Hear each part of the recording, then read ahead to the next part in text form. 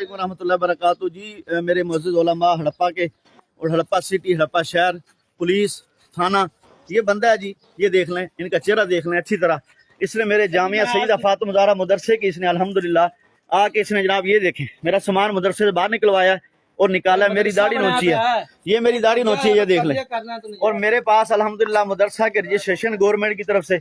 और इस बंदे ने मेरा ये देखें, ये मेरा सामान है, मेरी बीवी का जहेज है जिसको इसने बाहर फेंकवाया। और इसके अंदर जितने जेवर थे इसका लाग ताला तोड़ के जेवर इन्होंने निकाले हैं।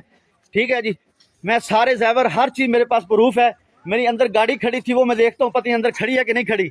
ये मैं सारी चीज़ें आप देख लें। इनको मैं मोहल्ला के सामने कह रहा हूँ, ये मोहल्ला सारा देख रहा है। मेरी गाड़ी अंदर खड़ी है, मुझे देखने दे कि मेरी गाड़ी इन्होंने कहाँ की है। मेरी गाड़ी और मेरा सामान, ये मेरी बीवी बैठी है, ये बच्चे हैं। लिहाजा खिंची इत्तेहाद पाकिस्तान से और मैं हमारे DPO से इनसे सबसे इल्तमास करता हूँ कि मेरे मदरसे का आके तहफ़्फ़ुज़ किया जाए। ये मेरा सामान उस वक्त तक इधर ही पड़ा है। ये बीबियाँ इनके अंदर खड़ी हैं, ये बंदे खड़े हैं जिन्होंने मुझे साफ मेरी दाढ़ी नोच के मुझे जान से मारने की धमकी दी है।